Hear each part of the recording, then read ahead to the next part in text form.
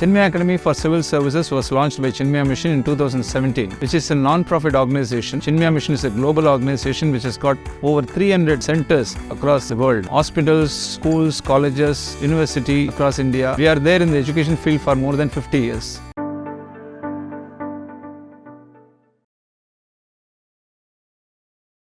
அதிகாரிகள் தான் அசிஸ்ட் பண்ணுறாங்க அரசியல்வாதிகளை கரப்ஷனுக்குங்கிறாங்களே. அதிகாரிகள்ங்கிறது நீங்கள் இங்கே டிஃபைன் பண்ணணும். அதாவது கீழ் மட்டத்திலிருந்து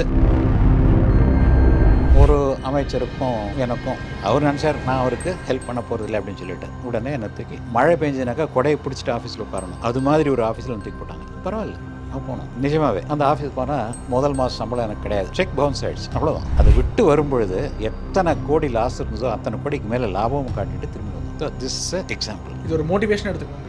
ஆமாம், yes, you have got an opportunity to do something to improve that institution, whichever institution you go. படத்தில் பார்க்குற மாதிரி we are from income tax அப்படின்னு பண்ணிட்டு அந்த மாதிரி தான் இன்வெஸ்டிகேட் பண்ணுவீங்களா சார்? இல்லைங்க, படத்துலலாம் கொஞ்சம் எக்ஸாஜரேஷன் இருக்குங்க. படத்துக்கும் நாங்கள் ஏன்னா இது ரொம்ப வெரி ப்ரொஃபஷனல் டிபார்ட்மெண்ட். பெட்ரூம்குள்ளே பார்த்தீங்கன்னா கீழே காட்டன் பாக்ஸஸ் கிட்டத்தட்ட ஒரு 3 கோடி ரூபா கேஷ் இருந்தது. அந்த காலத்தில் 3 கோடி ரூபா கேஷ் இருந்தது.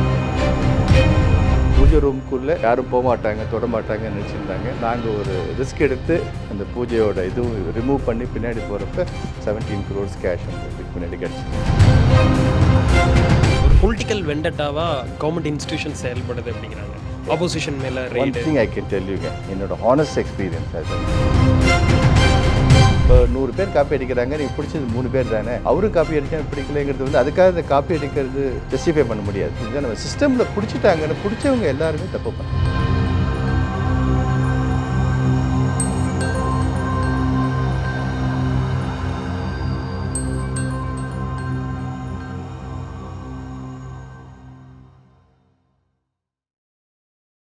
சார் இன்னொரு கொஷின் சார், இது என்னுடைய கொஷினில் இது ஒரு ரூமர் தான். என்ன சொல்லுவாங்கன்னா அரசியல்வாதிகளுக்கு அவங்க தொகுதியிலேயே என்னென்ன ஊர் இருக்குன்னு தெரியாது, அப்படி அவங்க கரப்ஷன் பண்ணுறதுக்கு பின்னாடி அதிகாரிகள் தான் மூளையாக செயல்படுறாங்கன்னு சொல்கிறாங்களே. அதிகாரிகள் தான் அசிஸ்ட் பண்ணுறாங்க அரசியல்வாதிகளை கரப்ஷனுக்குங்கிறாங்களே. அதிகாரிகள்ங்கிறது நீங்கள் இங்கே டிஃபைன் பண்ணணும். அதாவது கீழ் மட்டத்திலேருந்து டாப் மோஸ்ட் வரைக்கும் எல்லாருமே அதிகாரிகள் தான். குறிப்பாக அதிகாரிகள் நீங்கள் சொல்லும்போது டிஃபைன் பண்ணுங்க அதிகாரிகள்னு, அப்போ தான் அது பதில் சொல்ல முடியும். இல்லாட்டா ஜென்ரலாக அதிகாரிகள் அப்படின்னு சொன்னாக்கா அது போகிற போக்கில் அப்படி காற்று வாக்கில் ஒரு தூற்றி விட்டுட்டு போகிற மாதிரி சொல்லுவாங்களே, அது மாதிரி ஒரு ஸ்டேட்மெண்ட். ஸோ அதுக்கு பதில் கொடுக்க முடியாது சார். ஆக்சுவலாக நாங்கள் படங்கள்லாம் பார்த்துருக்கோம் சார். ஐஏஎஸ் அதிகாரிகள்னாலே எப்போவுமே டக்கின் பண்ணிவிட்டு ஃபுல் சேவ் பண்ணிவிட்டு இருப்பாங்க. ஸோ நீங்கள்லாம் இப்போ ரிட்டையர் ஆகிட்டீங்க, இப்போவுமே நீங்கள் எப்படி இருக்கீங்க? இந்த டிசிப்ளினை எப்படி சார் ஃபாலோ பண்ணுறீங்க? ஆக்சுவலாக அது பழகிருச்சா இல்லை சார் கூட நான் இப்படி கையை கட்டிட்டு உட்காந்தேன், சார் பார்க்குறத பார்த்தா அப்படியே முறைச்சி பார்க்குற மாதிரி இருக்குது எனக்கு. ஸோ அது எப்படி சார் இந்த டிசிப்ளினை ஃபாலோ பண்ணுறீங்க? அது பார்ட் ஆஃப் லைஃபுங்க. நீங்கள் எப்படி இருந்தீங்களோ அப்படி தான் இருப்பீங்க. ஒரு நம்ம 36 வருஷம் ஒரு சர்வீஸில் இருக்கோன்னு வச்சுக்கோங்க. ஸோ அதில் என்னென்னலாம் நீங்கள் ஹேபிட்ஸ் அக்வயர் பண்ணீங்களோ it becomes like a habit. And நாங்கள் அதுக்கப்புறம் கூட இதே பப்ளிக் சர்வீஸ் கண்டினியூ பண்ணுவோம். சிஸ்டமில் இல்லைன்னா கூட you can contribute in many ways. அந்த மாதிரி வந்து நிறையா you get associated with other non governmental bodies. இந்த மாதிரி ஒரு wherever there is a focus on public service. நீங்கள் கிராமத்துலேருந்து வரீங்களா டவுன்? கிராமம் தான். சரி, உங்களுடைய பெரியவர் இல்லாட்டசே அப்பா முன்னால் போய் உட்காருவீங்களா? உட்கார மாட்டேன். இன்றைக்கி அவர் இருக்காருன்னு நினைக்கிறேன், உட்காருவீங்களா? இல்லை சார், அவங்க உட்காந்துருந்தா உட்காருவேன் சார். ஒருவேளை நான் கேட்டதுக்கு நேராக பதில் சொல்லுங்கள். அதுக்கு அந்த பதிலுக்கு தான் வரேன். உட்காருவேன் சார். இப்போ உட்காருவீங்க இல்லையா? எப்படி இப்படியா உட்காருவீங்களா? மாட்டிங்க இல்லையா? அது ஏன் மரியாதை உங்களுக்கு இத்தினோண்டு வயசில் கற்றுக் கொடுத்துட்டாங்க. That is discipline. அந்த டிசிப்ளின் மேலே வந்தாலும் வரும் இல்லையா? ஒருவேளை நீங்கள் பிரசிடெண்ட் ஆஃப் இந்தியான்னு வந்தாலும் கூட அந்த மரியாதை உங்கள் அப்பா மேலே இருக்கும். அது மாதிரி தான் எங்கள் சர்வீஸும், அது மாதிரி தான் நாங்களும். எங்களுடைய பர்சனல் இன்டெகிரிட்டி டிசிப்ளின் எல்லாம் சிறு வயசுலேருந்தே வந்தது ஆஃபீஸர்ஸுக்கு. அது வந்து மாற்ற முடியாது. அது அந்த உடன் பிறந்தே இருக்கக்கூடிய ஒரு குணம். அதுதான் சார். இன்னொரு வந்து மக்கள் மத்தியில் ஒன்று இருக்குது சார். ஆக்சுவலாக பார்த்திங்கன்னா வெளி மாநிலங்களை சேர்ந்த ஐஏஎஸ் அதிகாரிகள் தமிழ்நாட்டில் வந்து நிறைய மாவட்டங்களில் கலெக்டராக இருக்காங்க, இன்னும் சில பொறுப்புகள்லையும் இருக்காங்க சார். இவங்க வந்து ஆக்சுவலாக இவங்க ஒரு ஐஏஎஸ் அதிகாரியாக இருந்தாலும் இங்கே இருக்கக்கூடிய சூழ்நிலை அவங்களுக்கு தெரிஞ்சிருந்தாலுமே அவங்க வந்து வேறு மாநிலத்தை சேர்ந்தவங்க அப்படிங்கிறதுனால அவங்களுக்கு வந்து அந்த லோக்கல் அந்த பல்ஸ் வந்து தெரியலை. அதனால் தமிழ்நாட்டை சேர்ந்த ஐஏஎஸ் அதிகாரிகளை தான் இங்கே நம்ம போடணும் அப்படிங்கிற மாதிரி ஒன்று இருக்குது சார்.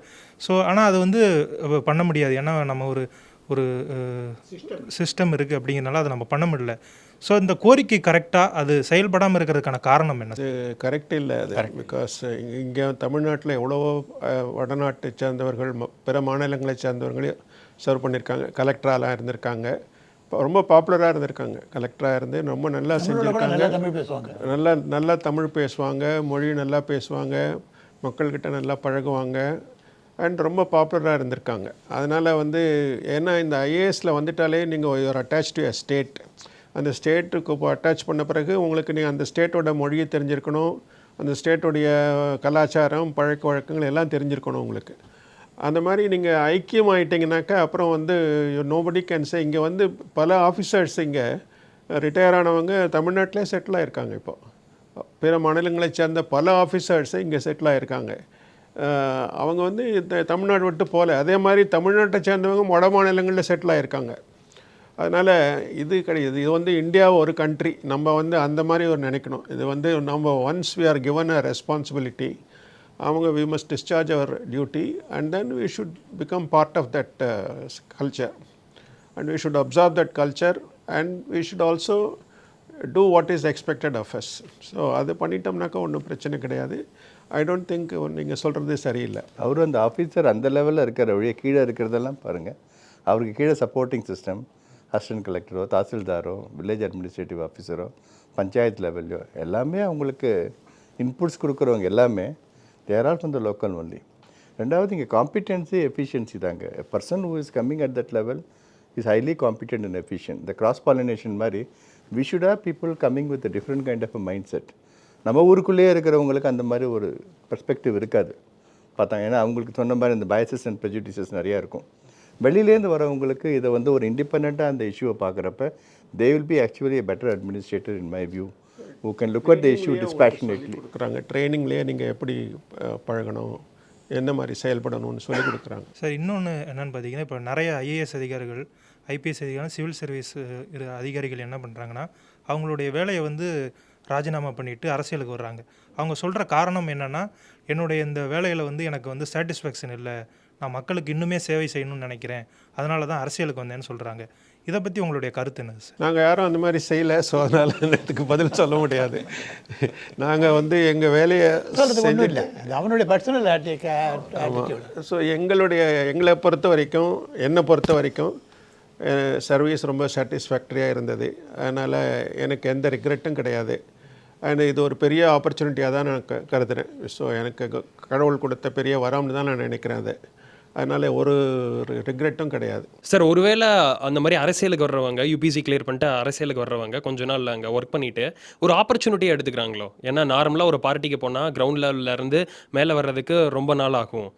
யூபிஎஸ்சியை ஒரு ஆப்பர்ச்சுனிட்டியாக எடுத்துகிட்டு அதன் மூலயமா பெரிய லைட்டு வர்றாங்களோ அரசியல்? நீங்கள் அவங்கள தான் கேட்கணும். இதை ஆஸ்கிங் த ராங் பர்சன்ஸ். அதாவது நம்ம சொல்கிற மாதிரி ஜுடிஷியரி ஒரு சிஸ்டம், பொலிட்டிக்கல் சிஸ்டம், லெஜிஸ்லேச்சர் வழியாக பண்ணுறது ஒன்று, பியூரோக்ரஸியில் ஒன்று பண்ணுறோம், மீடியா வழியாக ஒன்று பண்ணுறீங்க. எல்லாருமே finally we are doing that kind of social service மாதிரி. சில பேருக்கு அது பிடிச்சிருந்ததுன்னு வச்சுக்கோங்க. இப்போ சிவில் சர்வீஸில் we are servant of the பப்ளிக்ங்கிற மாதிரி. இங்கே வந்து அவங்க பாலிட்டிக் ஜாயின் பண்ணுறாங்கன்னா you have to really kind of get your hands in to that.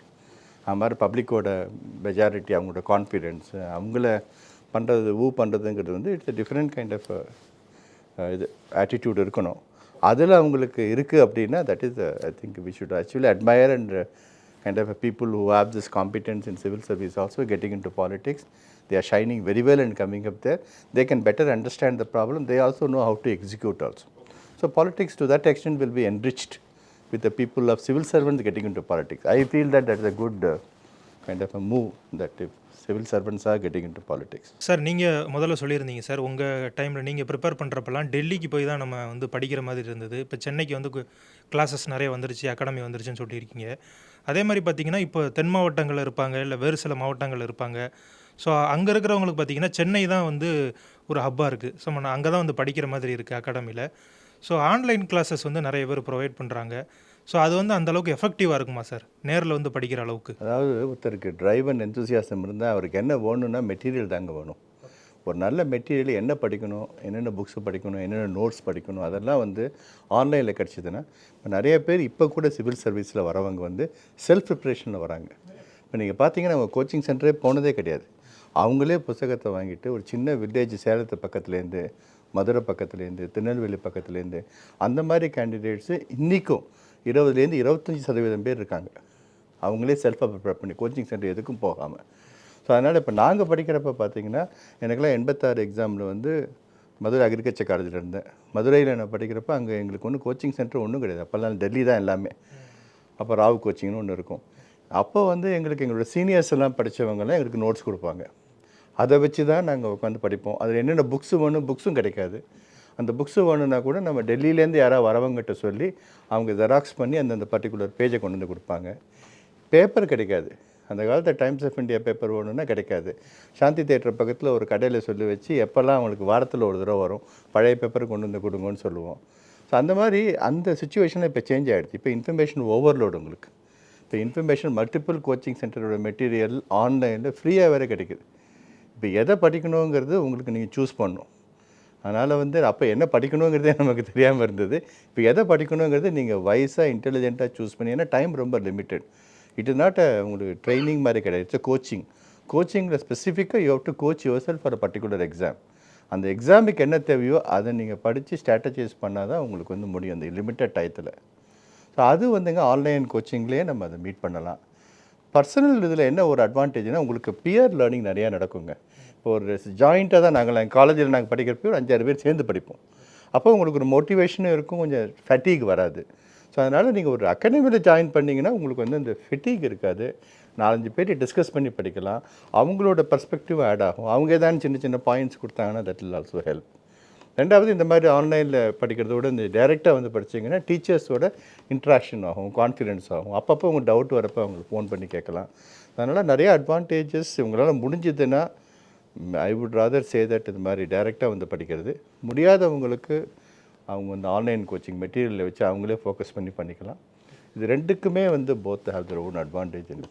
Out side Chennai கூட நிறைய கோச்சிங் இன்ஸ்டியூட்ஸ் இருக்குது. பல இடங்களில் மதுரை, திருச்சி, கோயம்புத்தூர் இந்த மாதிரி இடங்கள்ல எல்லாம் கூட யூனிவர்சிட்டிஸ்லேயே அவங்களே கொஞ்சம் கோச்சிங்லாம் கொடுக்குறாங்க. ஆக்சுவலி நான் எக்ஸாம் எழுதினேன். இங்கே இது கூட இது இல்லை. British council, American library, mostly British, இதுதான் சோர்ஸ் ஆஃப் புக்ஸ். அதை வச்சு தான் நான் படித்தேன். இப்போ கூட வந்து 3 girls have been selected who underwent mock interview by us. 3 பேரும் they are from திருப்பூர். 3 பேரும் அங்கே 3 பேரும் ஒன்றா உட்காந்து படித்து they didn't take any coaching anywhere. 3 of them pooled their resources, peer equation, அது வச்சு படிச்சிருப்பாங்க. So if possible go for coaching, not possible go for online coaching. அது இல்லைன்னா you can with your best efforts you can even study yourself and do that. As he said, now there is a we have paucity of information. Now we are suffering from abundance of information. You have to choose the information which you require. அதை வச்சு படிச்சுன்னு பண்ணலாம். அது is not at all difficult. Sir first இந்த Chinmaya IAS அகாடமியோட எப்படி associate ஆனீங்க sir?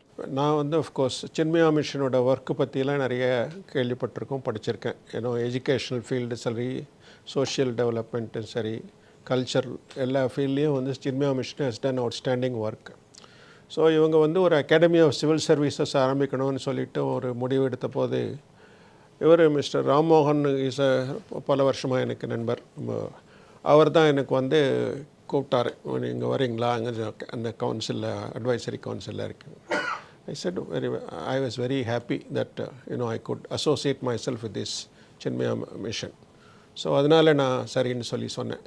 அதுக்கு பிறகு தான் இந்த அசோசியேஷன் ஒரு 5-6 வருஷமாக இருக்குது. இப்போ சாதாரணமாக நேர்மையான இருக்கக்கூடிய அதிகாரிகளுக்கு நிறைய ட்ரான்ஸ்ஃபர்ஸ் வரும் அப்படின்னு சொல்லியிருந்தீங்க. லைக் பெண்ட் ஆகலைன்னா அவங்கள ஓகே ட்ரான்ஸ்ஃபர் பண்ணிடுறோம் அப்படி. உங்களுடைய வாழ்க்கையில் நிறைய ட்ரான்ஸ்ஃபர்ஸ் நீங்கள் பார்த்துருப்பீங்க. தோராயமாக எவ்வளோ ட்ரான்ஸ்ஃபர் சார் நீங்கள் பார்த்துருப்பீங்க? ஏன்னா எப்படி கோப்பப் பண்ணுவீங்க? ஒரு ஊரில் மேபி ஃபேமிலி இருப்பாங்க, பசங்க படிச்சுட்டு இருப்பாங்க ஒரு ஸ்கூலில், அவங்கள அப்படியே டிஸ்கண்டினியூ பண்ணி இன்னொரு ஊருக்கு போகணும், ரொம்ப கஷ்டமாக இருக்காது சார்? என்னோட கரியரில் எஃபிஎஸ் மோர் தென் அபவுட் 14 ட்ரான்ஸ்ஃபர்ஸ் இருக்கும் இன் மை 36 years ஆஃப் சர்வீஸில். அதுவும் எங்கள் பசங்களாம் சொல்லுவாங்க, இந்த ஸ்கூல் வந்து அவன் 12th கிளாஸ் முடிக்கிறதுக்குள்ளே 8 ஸ்கூல் மாறிட்டான். அவன் சொல்லுவான், ஒவ்வொரு ஸ்கூல்லையும் I am not even able to make friends. மற்றவங்களாம் கிளாஸ் 1லேருந்தே படிச்சுட்டு இருக்காங்க, அவங்களுக்கு நிறைய ஃப்ரெண்ட்ஸ் இருக்காங்க, நான் அப்போ தான் புதுசாக ஜாயின் பண்ணுவேன்னு. But that also, you can look at it both the ways. They become more adaptable and they tend to kind of learn a lot by changes and sudden changes that happens there they do. Sudden place. The house which I find last retired was my 25th house there. So so we go on shifting the houses. அதனால் government ஹவுஸ்லேயும் நம்ம இருப்போம். ஒவ்வொரு தடவையும் நமக்கு அந்த அதுவும் it is kind of putting you lot of kind of stress on you to change the house. இதெல்லாம் part of life, but it only makes you much more kind of adaptable and you become kind of a part of it. Sir உங்களுக்குலாம் so என்னை பொறுத்த வரைக்கும் எனக்கு ஒரு 36 இயர்ஸில் ஐ had 18 different post.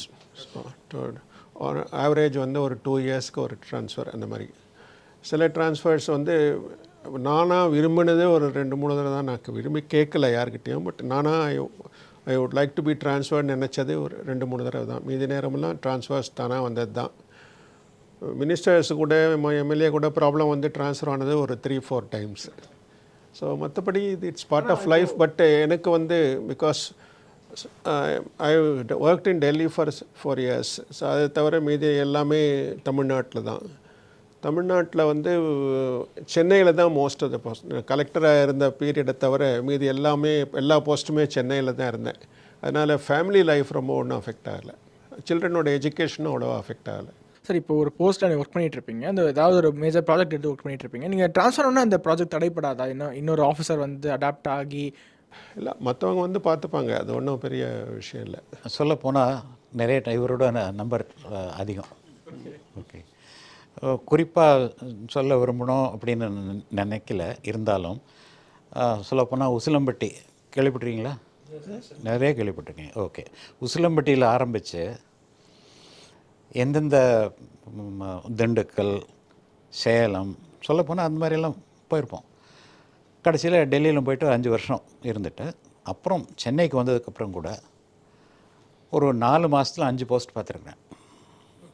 Okay, இதெல்லாம் நடக்கும். காத்தால் போனால் சாயங்காலத்துக்குள்ளே பேச மாதிரி. ஆமாம்,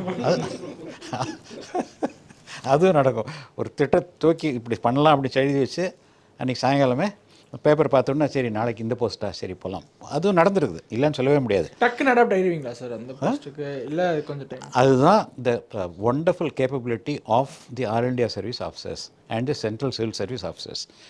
adaptability is the hallmark of any of the civil servant.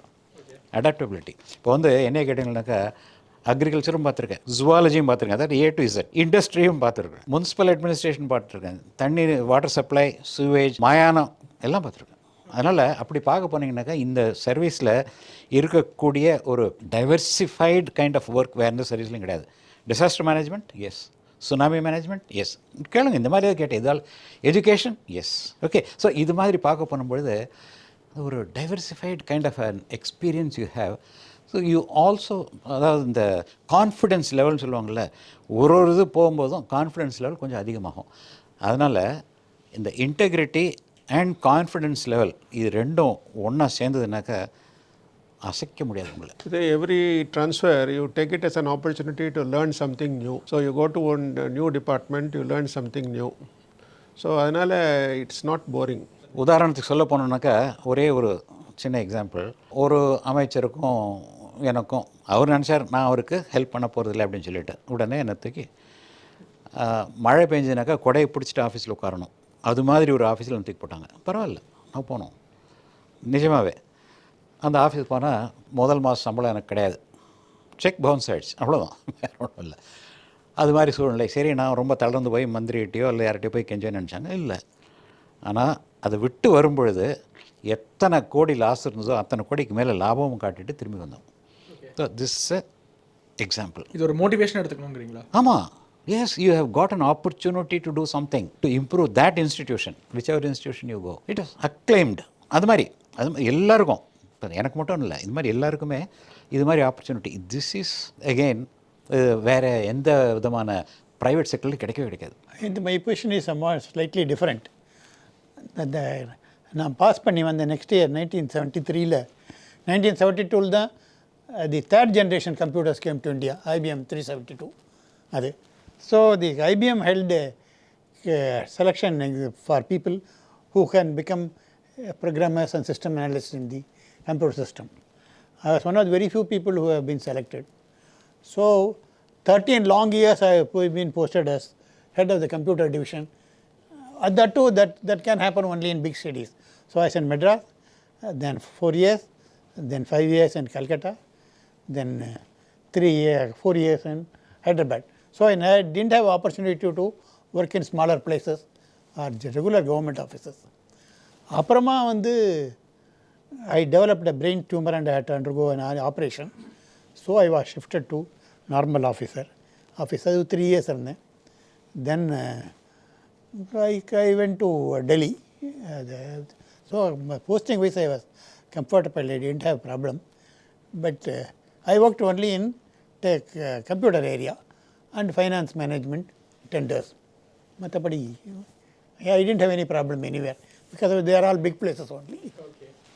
Sir actually இப்போது நிறைய ஜாப்ஸ் இருக்குது, அந்த ஜாப்ஸுக்கு உண்டான அப்ரிசியேஷன் கிடச்சிக்கிட்டு இருக்கு. ஆனால் உங்களுடைய ஜாப் எப்போயாச்சும் யோசிச்சிருக்கீங்களா இட்ஸ் லெஸ் அப்ரிஷியேட்டட் அப்படின்ட்டு இன்னைக்கு நினச்சிருக்கீங்களா சார்? உங்களுக்கு டியூ அப்ரிசியேஷன் கிடைக்கல அப்படின்னா அப்ரிசியேஷனுக்காக ஒர்க் பண்ணல யாருமே. நான் எந்த ஒரு பியூரோக்ராட்டுமே அப்ரிசியேஷனுக்காக ஒர்க் பண்ணல. எந்த ஒரு ப்ராஜெக்டாக இருந்தாலுமே எந்த திட்டமாக இருந்தாலுமே நேரடியாக பொலிட்டீஷியன்ஸ்க்கு அக்ரெடிஷன் கொடுத்துட்றோம். மீடியாவிலே நாங்களே இருக்கட்டும், அவர் பண்ணார் இவர் பண்ணார். ஆனால் அதுக்கு பின்னாடி எவ்வளோ பியூரோக்ராட்ஸ் ராவப்பங்கமாக உழைக்கக்கூடிய சூழலில் லெஸ் அப்ரிஷியேட் நினச்சிருக்கீங்களா? அப்படி இருக்காது. ஆக்சுவலாக நம்ம வந்து ஜாபில் ஃபோக்கஸ் பண்ணி இம்ப்ரூவ் பண்ணணும்னு நினச்சோன்னா first you have to make sure that personal satisfaction தான் முக்கியம். If you are going to go for an external satisfaction பார்த்தீங்கன்னா you will have disappointment many times. எக்ஸ்டர்னலாக எப்போ உங்களை சாட்டிஸ்ஃபை பண்ணுவாங்கன்னா அவங்க ஹாப்பியாக இருந்து if we are making somebody happy then they will praise you. Otherwise most of the work that we do it may not make others happy. நான் tax டிபார்ட்மெண்ட்டில் பார்த்தீங்கன்னா முக்கால்வாசி நாங்கள் ரைடு பண்ணுறதோ டேக்ஸ் கலெக்ஷன் பண்ணுறதோ all the taxpayers are not going to be happy. அவங்க ஒன்று ரொம்ப கலெக்ட் பண்ணிங்கன்னு அப்ரிஷியேட் பண்ண மாட்டாங்க. நான் 1 lakh crore கனெக்ட் பண்ணேன் அப்படின்னா அது வந்து எங்களுக்கு வித்தின் த டிபார்ட்மெண்ட் க்ளோரியாக இருக்கும்போது கட்டுறவங்க அழுதுன்னு தான் கட்டுவாங்க.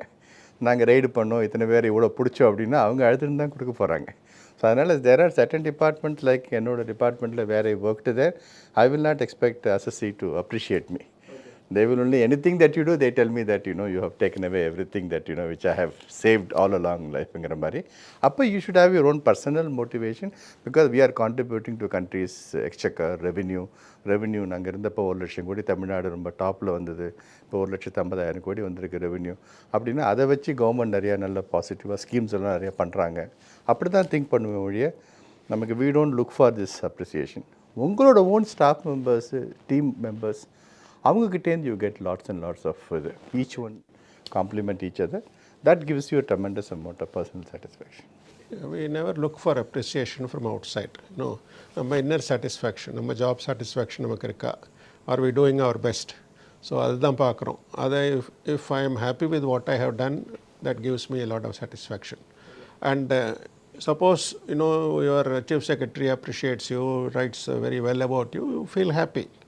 But you don't look for appreciation from different people. Public, we don't expect that because கொடுத்தாங்கன்னா we feel happy, no doubt.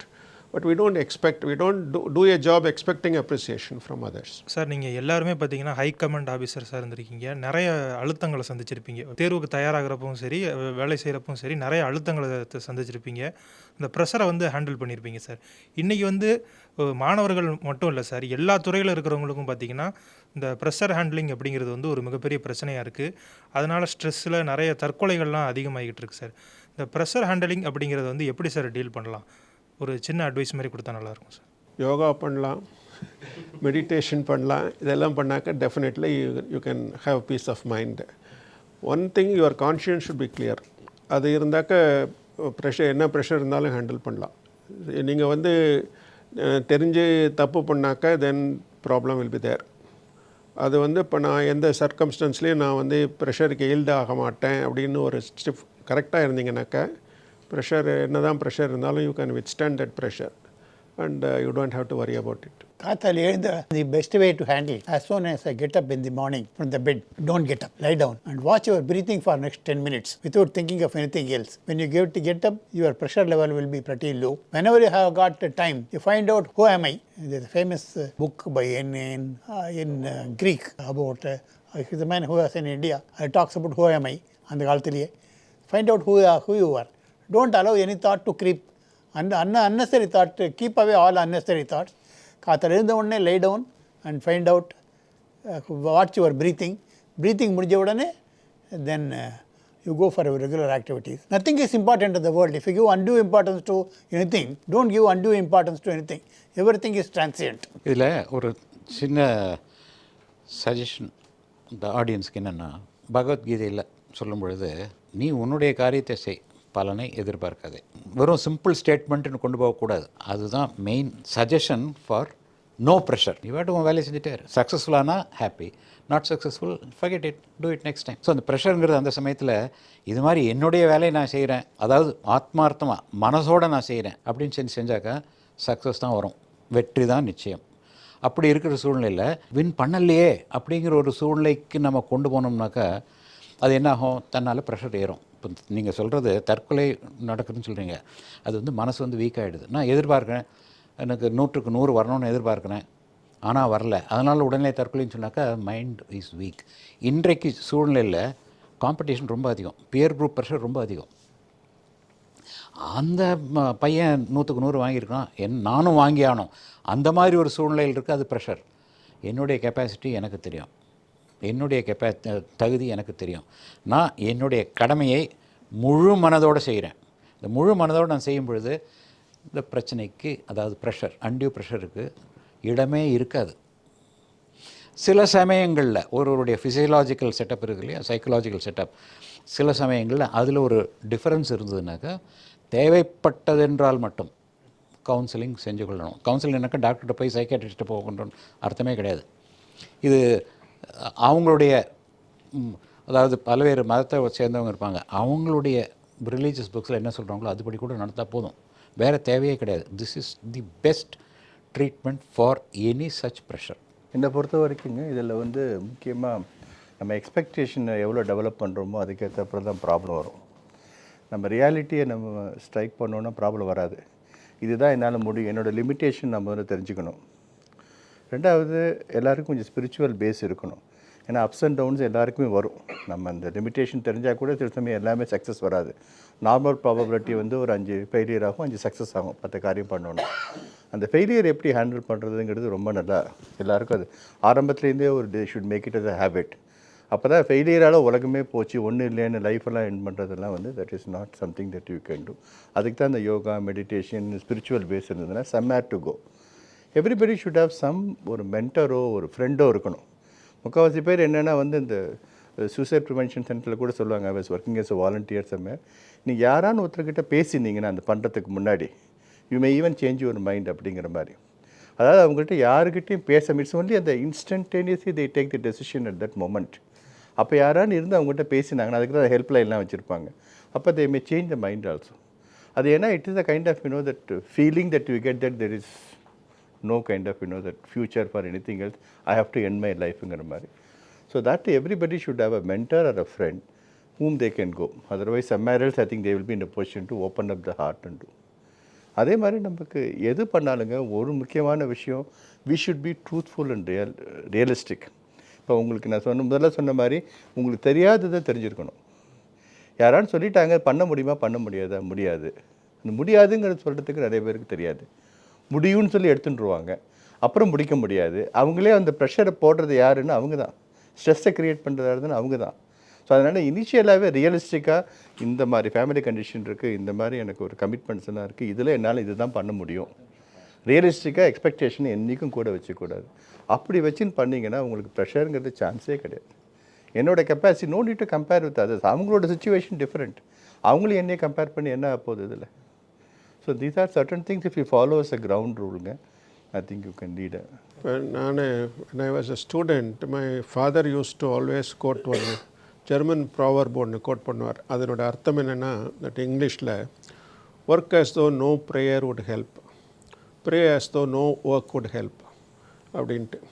So நீங்கள் வந்து மேக்ஸிமம் உங்கள் பொட்டென்ஷியலை to your full potential you must work and leave the rest to God.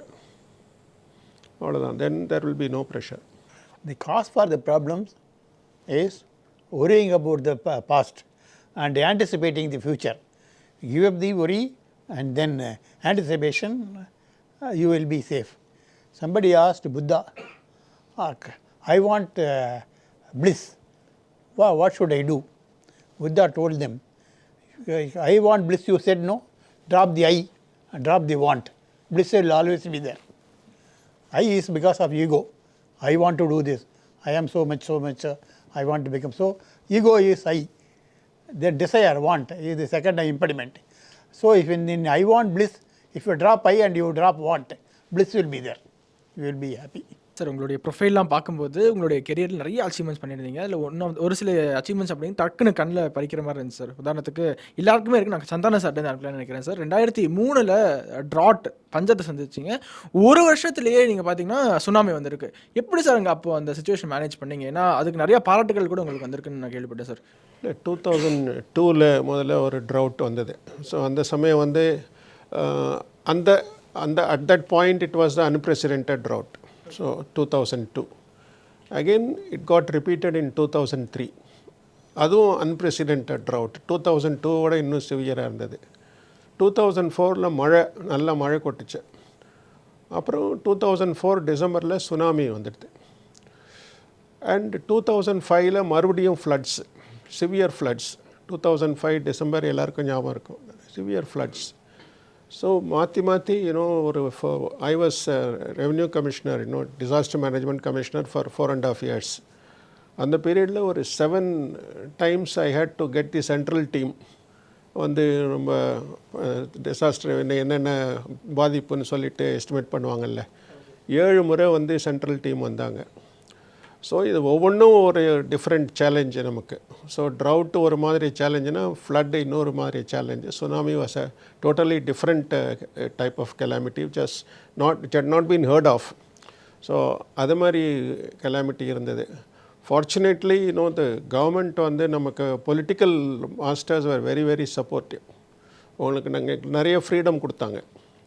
Tsunami டைமில் வந்து ஒரு committee ஒன்று போட்டுட்டு, அந்த கமிட்டியில் வந்து chief secretary, revenue secretary, finance secretary and commissioner revenue administration, இந்த 4 பேர் அவங்களே எல்லா டெசிஷனும் எடுக்கலாம். நீங்கள் பின்னாடி அனுப்பலாம் ஃபைலை, நீங்கள் வந்து நீங்களே எடுங்க, டிபெண்டிங் ஆன் த சிச்சுவேஷன் நீங்கள் டெசிஷன் எடுக்கலாம்னு சொல்லி பர்மிஷன் கொடுத்துட்டாங்க. ஸோ அதனால் within a day we use to issue orders.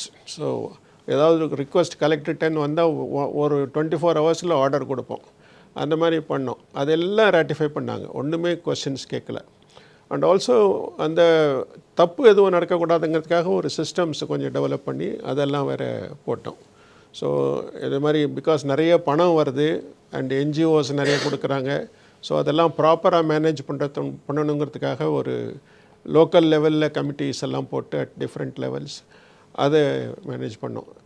அதனால் இது வந்து வெரி சேலஞ்சிங். இது தட் ஆக்சுவலி என்னோடய சர்வீஸில் இந்த சுனாமி பீரியடில் தான் நான் ரொம்ப கஷ்டப்பட்டது. அதான் அந்த பீரியடில் தான். பிகாஸ் அந்த 24th டிசம்பர், அது 26th டிசம்பர், 26th டிசம்பர் மார்னிங்லேருந்து அன்னிலேருந்து ஒரு 2.5 months till the end of February நான் வந்து ராத்திரி 10 மணி வரைக்கும் இருப்பேன் ஆஃபீஸில். காலையில் 8-9 மணிக்கெலாம் போயிடுவேன். அப்போ ஒரு ஹாலிடே கிடையாது, பொங்கல் கிடையாது, இது கிடையாது, ஒரு ஹாலிடே கிடையாது, சாட்டர்டே சண்டே கிடையாது, கண்டினியூஸாக ஒர்க் பண்ணோம் அந்த மாதிரி. But it was very satisfying. It was challenging but it was very satisfying. Sir நீங்கள் சீஃப் செக்ரட்டரியாக இருந்திருக்கீங்க சார் தமிழ்நாட்டுக்கு 2008-2010. ஸோ அப்போது நீங்கள் உங்களுக்கு ரொம்ப பிடிச்ச ஒரு சேஞ்ச், நீங்கள் ஏதாச்சும் பாலிசி டிசிஷன் ஏதாவது எடுத்திருப்பீங்க, ஏதாச்சும் ரெக்கலெக்ட் பண்ணி சொல்ல முடியுமா சார்? உங்களுக்கு மோஸ்ட் ஃபேவரட் அந்த மாதிரி ஒர்க் எக்ஸ்பீரியன்ஸ்? அது சீஃப் செக்ரட்டரியாக இருந்த பீரியட் அப்படின்றது தவிர அதை விட்டுட்டு நான் ஹோல் ஆஃப் இந்தியாவுக்கு நன்மை பயக்கக்கூடிய ஒன்றும், அதில் என்னுடைய முக்கியமான பங்கு, அதை பற்றி பேசுகிறது பெட்டராக இருக்கும். ஏன்னா நான் டெல்லியில் இருந்த பொழுது அர்பன் டிரான்ஸ்போர்ட் பாலிசி அதை பற்றி என்னுடைய சார்ஜில் இருந்தது. அப்போ வந்து டெல்லி மெட்ரோ சிஸ்டம் கிடையாது. இருந்தாலும் டெல்லியில் டீகன்ஜஸ்ட் பண்ணணும் அப்படின்னு சொல்லிட்டு நிறைய பேச்சு வார்த்தையெல்லாம் நடந்தது. அதுக்குள்ளே ஒரு நிறைய ஸ்டடீஸ் எல்லாம் செஞ்சு முடிச்சிருந்தாங்க. அப்படிப்பட்ட ஒரு சூழ்நிலையில் ஏன் டெல்லி மெட்ரோ ஏன் போடக்கூடாது அப்படிங்கிற ஒரு கேள்வி எழுந்து உடனே நான் அதுக்கு ப்ரிப்பேர் பண்ண வேண்டியிருந்தது, பேப்பர் தயார் பண்ணி. அதில் எப்படி இருந்ததுனாக்கா, டெல்லிக்கு மட்டும்தான் மெட்ரோ, மற்ற எந்த நகரத்துக்கும் கிடையாது. இது வந்து அசஸ் பண்ணக்கூடியது கவர்மெண்ட் ஆஃப் இந்தியா அப்படிங்கிற மாதிரி ஒரு முடிவு அதில் போட்டிருந்து அந்த பேப்பர் எனக்கு வருது. கேபினட்டுக்கு போக வேண்டிய சூழ்நிலை. அப்போ என்னுடைய கருத்து, ஏன் டெல்லிக்கு மாத்திரம்? டெல்லி நேஷ்னல் கேபிட்டல், இதெல்லாம் ஃபைல் எழுதினது. டெல்லி நேஷ்னல் கேபிட்டல் மறுக்க முடியாது.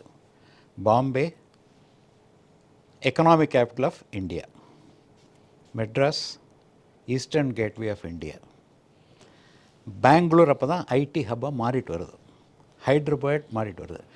இது போன்ற நகரங்கள்லாம் இருக்கும் பொழுது அங்கேயும் ஜனத்தொகை நிச்சயமாக இன்க்ரீஸ் ஆகக்கூடும். தேர்ஃபோர் டிரான்ஸ்போர்ட் இதுவும் இன்க்ரீஸ் ஆகக்கூடும். அதனால் அந்த நகரங்களுக்கும் இதை விரிவுபடுத்தித்தான் ஆக வேண்டும் அப்படிங்கிற மாதிரி என்னுடைய நோட்டில் எழுதி கேபினெட்டுக்கு போகிறதுக்கு முன்பு செக்ரட்டேரியட்டில் பேசிகிட்டு இருந்தோம்.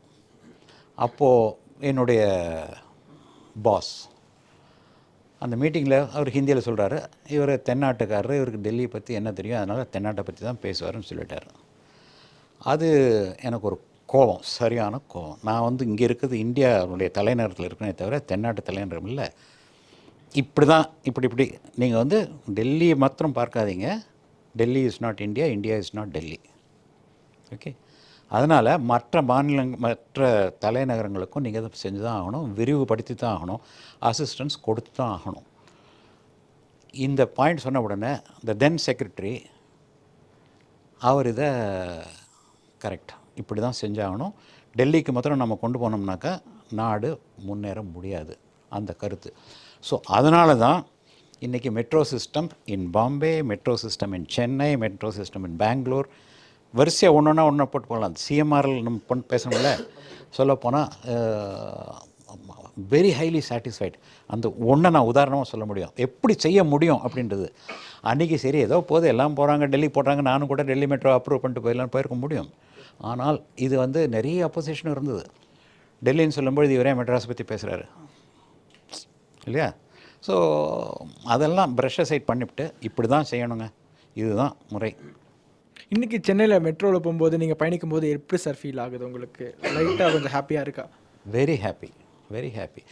அதில் இன்னொன்று என்னுடைய சாட்டிஸ்ஃபேக்ஷன் என்னக்கா, டெல்லியில் அந்த பாலிசியை பண்ணிவிட்டு சீஃப் செக்ரட்டரி இருக்கும்போதுன்னு கேட்டிங்க, அந்த சீஃப் செக்ரட்டரி இருக்கும் பொழுது சென்னையில் மெட்ரோ ஆரம்பிக்கலாம்னு ஒரு முடிவு எடுத்தோம்.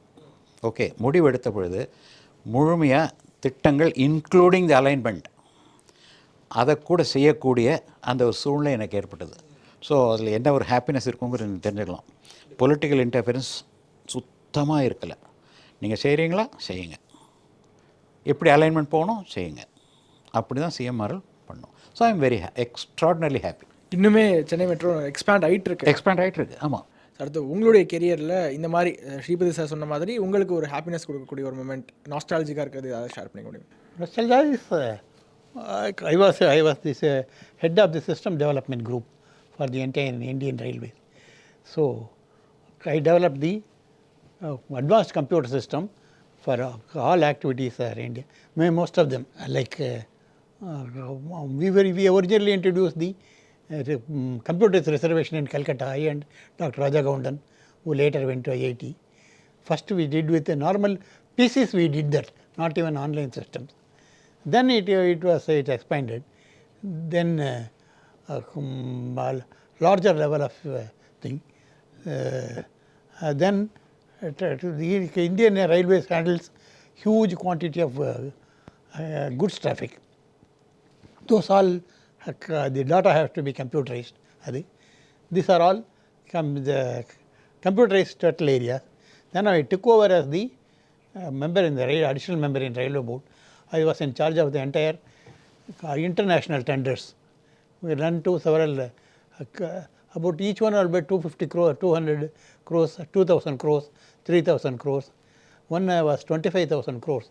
So they will give the validity for next 7 days only, international tenders.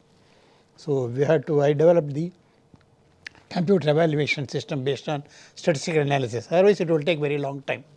So we did all those things. So basically, computerized office management, that was my special area. Computerized office management, okay. Sir இப்போ இந்த IRCTC web வரும்போதெல்லாம் நீங்கள் இருந்தீங்களா sir? IRCTC, yeah. IRCTC is only a transportation agency.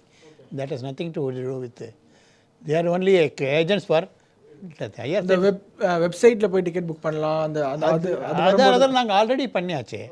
IRCTC implemented it when it was handed over to them. Even before that it was there. It was done in 1970s. அப்புறம் வந்து then every year they used to give the National Award for Computer Society of India contribution to computing. So in 2005 I was given the award at national level. Sir இப்போ நீங்கள் நிறையா ride பண்ணியிருப்பீங்க, first பண்ணியிருப்பீங்க, அந்த experience கொஞ்சம் share பண்ணிக்கணும். என்னென்ன இப்படி இல்லாமப்பா கொள்ளையடிப்பாங்க அப்படின்ட்டு உங்களுக்கு தோணக்கூடிய ஒரு சில சம்பவங்கள் சொன்னீங்கன்னா அதை தெரிஞ்சுக்கலாம் சார். டேக்ஸ் இன்வெஸ்டிகேஷனில் தான் நிறைய நாள் ஒர்க் பண்ணியிருக்கேன். மோர் தென் டிகேட் இன்கம் டேக்ஸ்லையும் சரி, செபின்னு ஒரு ஆர்கனைசேஷன் இருந்து security exchange board of India, அங்கேயும் I have done lot of market penny stock manipulation, IPO scam அதெல்லாம் கண்டுபிடிச்சேன். இன்வெஸ்டிகேஷன் வந்து ரொம்ப இன்ட்ரெஸ்டிங்கானது. ஏன்னா டேக்ஸ் எவேஷன் வந்து ஒவ்வொருத்தரும் ஒரு மாதிரி ஒரு டெக்னிக்கில் பண்ணுவாங்க. ஸோ அதனால் I would have handle more than 1000 cases of இது. அதுவும் சில பொலிட்டிக்கல் கேசஸ், கார்ப்பரேட் கேசஸ் எல்லாம் பண்ணியிருக்கேன். ஒவ்வொருத்தரும் ஒரு மாதிரி ஒரு மோடஸ் ஆப்ரண்டி பண்ணுவாங்க. ஸோ அதில் என்னென்னா வந்து அவங்க வந்து நிறைய எவிடன்ஸ் அவங்களே விட்டுட்டு போவாங்க. இது மாதிரி நம்ம ஒவ்வொரு கிரிமினலும் அவங்க ஒரு ட்ரெயில் விடுற மாதிரி ஒவ்வொரு டேக்ஸ் எவேடரும் ஒரு ட்ரெயில். அதில் நம்ம பேட்டர்ன் வச்சு கனெக்டிங் த டாட்ஸுங்கிற மாதிரி வச்சு பார்த்தீங்கன்னா we can really find the case. அதில் முக்கியமான கான்ட்ரிபியூஷன்னா ஒரு டிஜிட்டல் எவிடன்ஸ் இன்வெஸ்டிகேஷன் மேனுவல் ஒன்று பண்ணோம். அது எப்படின்னா பெரிய பெரிய இன்வெஸ்டிகேஷன் வந்து இப்போல்லாம் டிஜிட்டல் ஃபீல்டில் தான் இருக்குது. அதை வந்து நம்ம கோர்ட்டில் ப்ரெசென்ட் பண்ணி ப்ராசிக்யூஷன் பண்ணணுன்னா அதுக்கு we should have a capability. So அந்த work I took up seriously. அந்த ஒரு பெல்லாரி ஒரு மைனிங் கேஸ் ஒன்று பெரிய கேஸ் இருந்தது. அதில் நம்ம வந்து எப்படிலாம் நம்ம வந்து கம்ப்யூட்டர் சிஸ்டம்குள்ளே போய் இப்போ பாஸ்வேர்டை க்ராக் பண்ணுறது, அதுலேருந்து நமக்கு ஏன்னா நிறைய பேர் இப்போ வந்து சோஷியல் மீடியாவில் வச்சுருப்பாங்க, இமெயிலில் வச்சுருப்பாங்க கரஸ்பாண்டன்ஸு, சிலது ஹிடன் ஃபைலில் பாஸ்வேர்ட் போட்டு என்கிரிப்ட் பண்ணி வச்சுருப்பாங்க. அதெல்லாம் எப்படி ஓப்பன் பண்ணி அதை க்ராக் பண்ணி ஃபோனில் இப்போ நிறைய இன்ஃபர்மேஷன் இப்போல்லாம் கிடைக்குது. ஸோ லேப்டாப்பில் நிறையா கிடைக்குது. இப்போ கிரிப்டோ கரன்சியில் நிறைய ஒர்க்கு பண்ணியிருக்கேன். சைபர் கரன்சியில் ஒரு 17 எக்ஸ்சேஞ்ச் ஆல் ஓவர் இந்தியா நான் தான் அந்த சர்ச் கோஆர்டினேட் பண்ணேன். இந்த கிரிப்டோ கரன்சி நிறைய பேருக்கு தெரியாது. அது எப்படி அவங்க வாலெட்டில் போட்டு மல்டிபிள் லேயர் ஆஃப் செக்யூரிட்டி போட்டு அதை பிரேக் பண்ணுறதுக்கு எங்கள்கிட்ட டூல் இருக்குது. ஸோ அந்த மாதிரி ஒரு மேனுவல் ஒன்று ப்ரிப்பேர் பண்ணி ரிலீஸ் பண்ணேன். அதே மாதிரி எங்கள் ஆஃபீஸர்ஸ்க்கும் அந்த மாதிரி ஒரு ட்ரைனிங் கொடுப்போம். அது என்னென்னலாம் இப்போ லேட்டஸ்ட்டு டெக்னிக் இருக்குது, அதை நம்மளும் எந்த லெவலுக்கு வந்து நம்ம அந்த பழைய காலத்து மோட்லேயே இன்வெஸ்டிகேஷன் பண்ண முடியாதுன்னு. ஸோ அதனால் வந்து we are able to get hundreds and thousands of crores. அது இந்த வந்து படத்தில் பார்க்குற மாதிரி we are from income tax அப்படின்னு பண்ணிட்டுருக்கீங்களா? அந்த மாதிரி தான் இன்வெஸ்டிகேட் பண்ணுவீங்களா சார்? இல்லைங்க, படத்துலலாம் கொஞ்சம் எக்ஸாஜரேஷன் இருக்குங்க. படத்துக்கும் நாங்கள் ஏன்னா இது ரொம்ப வெரி ப்ரொஃபஷ்னல் டிபார்ட்மெண்ட். படம் எடுக்கிறப்ப கொஞ்சம் சென்சேஷனுக்காக நிறைய ஆட் பண்ணுவாங்க. ஸோ ஐ வுட் ராதர் சே நீங்கள் இந்த ரைடை பற்றி மூவி பார்க்குறதுக்கும் டிபார்ட்மெண்ட்டுக்கும் ஐ வுட் ராதர் சே அது என்ன டிஃப்ரென்ஸ் கொஞ்சம் சொல்ல முடியுமா சார்? அதாவதுங்க இங்கே வந்து நம்ம வந்து ரொம்ப தரவாக ஒர்க் பண்ணுவோங்க. சில சமயம் பார்த்தீங்கன்னா ஒரு கேஸுக்கு 1 வருஷம் 2 வருஷம் ஒர்க் பண்ணுவோம். வெரி டீட்டெயிலில் பண்ணுவோம். அவங்க என்ன சொல்லுவாங்க, யாரோ சொல்லி பண்ணாங்க, இப்படி போனாங்க, உடனே போனாங்க, இப்படி பிடிச்சாங்கன்னு. அதெல்லாம் வந்து ஏன்னா ஒரு ஆஃபீஸர்ஸ் ப்ரொஃபஷனலாக பண்ணுறப்ப எங்களுக்கு we have to gather lot of information. அவரை இல்லாமல் போக முடியாது. 1 வருஷம் நாங்கள் ட்ராக் பண்ணணும். ஏன்னா அப்புறம் வாரண்ட் இஷ்யூ பண்ணுறப்ப சாட்டிஸ்ஃபேக்ஷன் வேணும். ஸோ அதனால் நாங்கள் நிறைய கிரவுண்ட் ஒர்க் பண்ணுவோம். சில கேஸெல்லாம் பார்த்தீங்கன்னா 1 or 2 years வந்து கண்டினியூஸாக போயிட்டுருக்கோம். அதில் நம்ம நிறைய அவங்கள பேக்ரவுண்ட் இன்ஃபர்மேஷன் கலெக்ட் பண்ணி அவங்கள ஃபாலோ பண்ணி அவங்களோட ரிலேட்டிவ்ஸ் எல்லாம் ஒரு இடத்துல ஒரு சர்ச் பண்ணுறோன்னா ஒரு ஆளை பண்ண மாட்டோம். அவங்களுக்கு சுற்றி இருக்கிற ஒரு 100லேருந்து 150 பேரை கலெக்ட் பண்ணுவோம். ஸோ அதுக்கெல்லாம் வந்து you need to have a தரவு ஒர்க்கு. ஸோ அதனால் அங்கே மூவியில் பார்க்குறப்ப நீங்கள் வந்து மூவியில் பார்க்குறப்ப சிலதெல்லாம் பார்த்துருப்பீங்க, சீக்ரெட் சேம்பர்ஸ் அதெல்லாம் நிறையா வரும். அது நாங்கள் இப்போ டிடெக்டர்ஸ் எல்லாம் வச்சுருக்கோம். அது சில பேர்லாம் வீட்டுக்குள்ளே ஃபுல்லாகவே வச்சுருப்பாங்க. இப்போ நான் ஒரு கேஸ் அருப்புக்கோட்டையில் பண்ணேன். அந்த கேஸ் ஒரு பெரிய டிரான்ஸ்போர்ட்டரோட கேஸு. அது நான் சொல்கிறது வந்து பீரியட் வந்து 92ல். அப்போ வந்து திடீர்னு ஒரு பெட்ரூம்குள்ளே பார்த்தா அவர் ஜின்னிங் மில்லில் பைசா கேஷில் வாங்கி வச்சுட்டு இருந்திருக்காரு. ஒரு 7 பிரதர்ஸு அவர் தான் ரன் பண்ணுறாரு எல்லாத்தையும். ஸோ அப்போ திடீர்னு எங்களுக்கு அங்கே கேஷ் இருக்குதுன்னு மட்டும் தெரியும், எவ்வளோ இருக்குதுன்னு தெரியாது. பெட்ரூம்குள்ளே பார்த்தீங்கன்னா கீழே காட்டன் பாக்ஸஸாக கிட்டத்தட்ட ஒரு 3 கோடி ரூபா கேஷ் இருந்தது. அந்த காலத்தில் 3 கோடி ரூபா கேஷுங்கிறது வந்து ஒரு பெரிய 92ல் அது எல்லாத்துலேயும் உடனே வந்து இது பொலிட்டிக்கல் கேஷாக இவங்க கேஷாக நிறைய ஸ்பெக்குலேஷன் மீடியாவில் நிறையா வரும் அது. பட் அந்த மாதிரி வந்து நிறைய இப்போ கேஷ் வந்து இப்போ கூட ரீசெண்டாக கூட பார்த்துருப்பீங்க, அந்த எப்படி ஸ்டோர் பண்ணுறாங்கங்கிற டெக்னிக் வந்து ஒவ்வொருத்தரும் ஒரு மாதிரி வச்சுருப்பாங்க. சில பேர் கீழே ஒரு சேனல் மாதிரி ஒன்று வச்சு அதை அப்படியே மூடி வச்சுருப்பாங்க. சில பேர் இந்த அவங்க இதுலேயே பூஜை ரூமில் இங்கே ஒரு மெட்ராஸில் ஒரு கேஸில் தான் பூஜை ரூமுக்குள்ளே யாரும் போக மாட்டாங்க, தொட மாட்டாங்கன்னு நினச்சிருந்தாங்க. நாங்கள் ஒரு ரிஸ்க் எடுத்து அந்த பூஜையோட இதுவும் ரிமூவ் பண்ணி பின்னாடி போகிறப்ப 17 crores கேஷ் அந்த இதுக்கு முன்னாடி கிடச்சிது. அந்த மாதிரி இது ஒரு நிறைய சேலஞ்சஸ் இருக்குங்க ஒவ்வொரு கேஸ்லையும் ஒரு சார் மாதிரி. இப்போ நேரடியாக போய் ரைட் பண்ணிங்கன்னா இதெல்லாம் கண்டுபிடிச்சிடலாம். ஆனால் ஐபிஓ ஸ்கேம் அப்படிலாம் சொல்லும்போது இன்னும் கொஞ்சம் நிறையா எஃபர்ட்ஸ் நீங்கள் அது வந்துங்க அப்போ ஸ்டாக் மார்க்கெட்டில் இருந்துங்க. அப்போ ரீட்டைல் கோட்டான்னு ஒன்று கொடுப்பாங்க. 50,000க்கு நீங்கள் இன்வெஸ்ட் பண்ணிங்கன்னா அஷ்யூர்ட் அலாட்மெண்ட்டுன்னு. நீங்கள் ஒரு அப்ளிகேஷன் போட்டால் உங்களுக்கு வந்து ஒரு 100 ஷேர் போனால் 10வது கிடைக்கும், 5வது கிடைக்கும்னு. அதை மேக்ஸிமைஸ் பண்ணுறதுக்காக என்ன பண்ணாங்க, சில குரூப்பு அந்த அஹமதாபாத்தில் போகஸ் அப்ளிகேஷன் போட ஆரம்பித்தாங்க. ஆனால் அப்போ என்னென்னா உங்களுக்கு டிமேட் அக்கௌண்ட் வேணும். ஒரு டிமேட் அக்கௌண்ட் வேணும்னா ஒரு பேங்க் அக்கௌண்ட் வேணும். 1,00,000 டிமேட் போகஸ் அக்கௌண்ட் க்ரியேட் பண்ணாங்க. ஒரு டிமேட் ஆப்ரேட்டரை வச்சு 1,00,000 போகஸ் பேங்க் அக்கௌண்ட் க்ரியேட் பண்ணாங்க. பண்ணிவிட்டு நான் இன்வெஸ்டிகேஷன் ஆரம்பிச்சிட்டேன் அதில். ஏன்னா ஒரு எஸ் பேங்க்னு ஒரு ஐபிஓவில் ஒரு ஒருத்தருக்கு மட்டுமே ஒரு 9,00,000 ஷேர் கிடச்சிது. அது எப்படிப்பா கிடச்சிருக்கும், அதுவும் ஆஃப் மார்க்கெட் ட்ரான்சாக்ஷனில் ட்ரான்ஸ்ஃபர் பண்ணாங்க. அது எப்படி வந்ததுன்னு பார்க்க போனால் அவங்கக்கிட்ட 1,00,000 அக்கௌண்ட்லேருந்து வந்திருக்கு. எனக்கு அப்புறம் கேட்டேன் அவங்கள்ட்ட, எனக்கு இந்த அக்கௌண்ட் டீட்டெயிலாம் காமிங்கன்னு. அப்போ அவங்கள்ட்ட ஃபோட்டோவும் இல்லை, அப்ளிகேஷனும் இல்லை. அவங்க அஹமதாபாத்தில் என்ன சொல்லியிருக்காங்க, திடீர்னு 1,00,000 அப்ளிகேஷன் பண்ணணும், நீங்கள் திடீர்னு ரெடி பண்ணுங்கன்னு. First name, middle name. இப்போ டிமேட் அப்ளிகேஷன் பார்த்துருப்பீங்க, ஒரு அப்ளிகேஷனுக்கு 30-40 எசென்ஷியல் கேரக்டர்ஸ் இருந்தால் தான் அது க்ரியேட் ஆகும். அங்கங்கே ஃபோட்டோ ஸ்டுடியோவில் போயிட்டு ஃபோட்டோலாம் நீங்களாம் எடுத்திருந்தாலும் அது வச்சுருப்பாங்க, அதெல்லாம் பேஸ் பண்ணாங்க. அப்புறம் அவங்களுக்கு ஃபோட்டோ கிடைக்கல, 30,000-40,000 தான் கிடச்சிது அந்த மாதிரி. அப்புறம் indianmatrimony.comல போயிட்டு அங்கேருந்து டவுன்லோட் பண்ணி போட்டாங்க, அதுவும் பத்தலை. அப்புறம் இன்டர்நேஷ்னல் மேட்ரிமோனியில் போய்ட்டு அங்கேருந்து டவுன்லோட் பண்ணி பண்ணாங்க. நீங்கள் அந்த அப்ளிகேஷன் எனக்கு கொண்டு வந்து கொடுக்குறப்ப நீங்கள் பார்த்த உடனே தெரியும் அது வந்து போகஸான அப்ளிகேஷன். ஸோ அது ஒரு பெரிய இன்வெஸ்டிகேஷன் பண்ணி ஐபிஓ ஸ்கேம் இருந்தது. பெரிய பேங்க்ஸ் எல்லாம் வேறு அதில் தப்பு பண்ணியிருந்தாங்க, டிபி கம்பெனிலாம் பண்ணியிருந்தாங்க. சரி, இப்போ 92-93ல் நீங்கள் இந்த ஃபீல்டு தான் இருந்தீங்கன்னா அப்போ தான் ஹர்ஷத் மேத்தா ஸ்கேம். அப்போ தான் ஹர்ஷத் மேத்தா வந்தது, அப்புறம் கேத்தன் பாரிக் வந்தது, அப்புறம் பன்சாலி சிஆர்பி வந்தது. அப்புறம் இந்த ஐபிஓ ஸ்கேம் வந்து நான் இருந்த பீரியட் வந்து 2003 to 2007. இந்த 2006ல் இந்த ஸ்கேம் ஒன்று கண்டுபிடிச்சோம். ஸோ விச் ஐ திங்க் அதுக்கப்புறம் தான் இப்போ தான் உங்களுக்கு அந்த கேஒய்சி கம்பல்சரி, உங்களுக்கு டிமேட் அக்கௌண்ட் இருக்கணும்னா, பேங்க் அக்கௌண்ட் இருக்கணும்னா அதுக்கு பேன் இருக்கணும், இதெல்லாம் அந்த ரீஃபார்ம்லாம் அப்புறம் தான் வந்தது. இப்போ பொதுவாக டேக்ஸை பற்றி இருக்கக்கூடிய பப்ளிக் ஒப்பீனியன் என்னன்னா சார், ஒரு மிஸ்கன்செப்ஷன் கூட இருக்குது. மற்ற இடங்களில் இருக்கக்கூடிய மற்ற நாடுகள்லாம் நிறைய டேக்ஸ் பேஸ் இருக்காங்க, அமெரிக்காலலாம் பார்த்தீங்கன்னா. ஆனால் இந்தியாவில் இருக்கக்கூடிய டேக்ஸ் பேஸ் ரொம்பவே கம்மியாக இருக்காங்களா சார்? ஏதாவது ப்ரொசீஜர், ஏதாவது இன்க்ரீஸ் பண்ணுறதுக்கு ஏதாவது வழி இருக்குன்னு நினைக்கிறீங்களா சார்? இல்லைங்க, நமக்கு ஆவரேஜ் இன்கமும் குறவுங்க. You have to look at India is developing country. இங்கே நமக்கு ஆவரேஜ் இன்கமும் ரொம்ப குறவாக தான் இருக்குது. ஸோ அதனால் நம்மளோட இன்கம் லெவலுக்கு பார்க்க போனால் we have close to about 10 crore tax payers இருக்காங்க. அதனால் ரெண்டாவது நம்ம த்ரெஷோல்ட் லிமிட்னு வச்சு நீங்கள் 5 லட்சத்துக்கு நீங்கள் கீழே இருந்தால் நீங்கள் ரிட்டர்ன் ஃபைல் பண்ண வேண்டாம்னு சொல்லி அவங்க மற்ற வகையில் டேக்ஸ் கட்டுறாங்க. இப்போ நீங்கள் பார்த்தீங்கன்னா ஜிஎஸ்டி எல்லாருமே கட்டுறாங்க. கிட்டத்தட்ட நம்ம நாட்டில் வந்து ஒரு 60 கோடி மக்கள் அந்த ஜிஎஸ்டி கட்டுறாங்க. ஸோ அந்த மாதிரி நீங்கள் பார்க்க போனீங்கன்னா வந்து டேக்ஸுங்கிறது வந்து இந்தியாவிலையும் நல்லபடி தான் இருக்குது. Direct tax base, income tax, direct டேக்ஸில் 10 கோடி பேர் கட்டுறாங்க. அந்த 10 கோடி பேர் கட்டுறதே பெரிய நம்பருங்க. நம்ம நாட்டோட இன்கம் லெவலுக்கு பார்க்க போனால் it's a very good number. Top லெவலில் கட்ட மாட்டேங்கிறாங்க, ஏன்னா டிடக்ஷன் எக்ஸம்ஷன்லாம் கிளைம் பண்ணுறாங்க அப்படின்னு ஒரு ஜென்ரல் ஒரு பர்செப்ஷன் இருக்குது. அது இப்போ நிறைய ப்ளக் பண்ணியாச்சுங்க. சேரிட்டபிள் பெனிஃபிட்னு காமிச்சிட்டு அவங்க இது பண்ணுறது அப்படிங்கிறதெல்லாம் வந்து நிறையா இது பண்ணியிருக்காங்க. இப்போ டேக்ஸ் கம்ப்ளைண்ட்ஸும் அதிகமாகிட்டுருக்கு. அந்த டேக்ஸ் கம்ப்ளைண்ட் ஈஸியாக பண்ணுறதுக்கு ஃபார்ம்ஸும் ஈஸியாகிட்ருக்கு. ரெண்டாவது கேட்ச் பண்ணிடுறாங்க. இப்போ கேஷ் பண்ணுறதுக்கு வழி ரொம்ப குறைவாக இருக்குது. எல்லா இடத்துலேருந்து இன்ஃபர்மேஷன் நிறையா எங்களுக்கு ஃப்ளோவாக இருந்தால எவாய்ட் பண்ணணுன்னா கூட ரொம்ப கஷ்டம். இது ஒரே கேள்வி சார், என்னன்னா இந்த ரைட் பண்ணிட்டு இருக்கும்போது உங்கள்கிட்ட லஞ்சம் கொடுக்க முயற்சி செஞ்சுருக்காங்களா சார்? லஞ்சம்னா அதெல்லாம் பண்ண மாட்டாங்க, அப்போல்லாம் ரொம்ப பயத்தில் இருப்பாங்க. அவங்க வந்து அப்படிதான் சார், நீங்கள் ரைட் பண்ணிட்டு இருக்கோம் சார், உங்களுக்கு கொஞ்சம் கொடுத்துடணும், நீங்கள் கொஞ்சம் அமைதியாக இருந்துருங்க. அவங்க ஏதாவது ஒரு பண்ணுறதுக்கு வழி பார்ப்பாங்க அவங்களுக்கு. பட் அவங்களுக்கு தெரியும் அந்த சமயத்தில் ஒன்றும் பண்ண முடியாதுங்கிற மாதிரி. They know pretty well. They try all kind of techniques. என்னென்னலாம் டெக்னிக்ஸ் பண்ணி எப்படிலாம் இதுலேருந்து வி வாண்ட் டு கெட் அவுட்னு பண்ணுவாங்க. But we have a very excellent, அது இன்வெஸ்டிகேஷன் இருக்கிறவங்களாம் டாப் நாச் பீப்புள் தான் போடுவாங்க. அதனால் they will not be amiable to any of those kind of tactics of the SSC. Sir, இது வந்து எலெக்ஷன்ஸ் டைமு, இந்த ரெய்டெல்லாம் பொலிட்டிக்கலி மோட்டிவ் அப்படிங்கிறாங்களே. அதாவதுங்க, எந்த எலெக்ஷன் டைம் இருந்தால் கூடங்க நமக்கு என்ன தேவைன்னா மணி எலெக்ஷனுக்கு போகக்கூடாதுங்கிறதுக்காக தான் இப்போ வந்து எக்ஸ்பெண்டிச்சர் அப்சர்வன் போட்டிருக்காங்க எலெக்ஷன் கமிஷன்லேருந்து. அவங்களோட ஜாப் என்னென்னா, நீங்கள் இந்த லிமிட்டுக்குள்ளே செலவு பண்ணுறீங்களா, எலெக்ஷன் கமிஷன் ஒரு கோடு கொடுத்துருக்காங்க, அதுக்குள்ளே செலவழிக்கணும்னு. அது இல்லாமல் நீங்கள் பணத்தை மொபிலைஸ் பண்ணிங்கன்னா இந்த ஸ்டேட் கவர்மெண்ட் இருக்குது, போலீஸ் இருக்குது, இவங்களோட ஒரு ப்ரோட்டோக்கால் இருக்குது. அது வழியாக எங்கெல்லாம் கேஷ் மூவ் ஆகுதோ அதெல்லாம் பிடிச்சி பண்ணுறாங்க.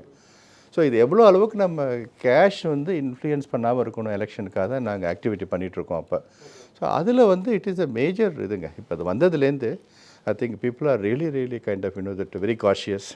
And I can even confidently say that சில பேர் சொல்லுவாங்க இல்லைங்க அதெல்லாம் இல்லாட்டாலும் அவங்க ஒரு லெவலில் டிஸ்ட்ரிபியூட் பண்ணிடுறாங்க, முன்னாடி பண்ணுறாங்க, பின்னாடி பண்ணுறாங்க, அப்படி இப்படின்னு சொல்லுவாங்க. But this is one of the deterrent.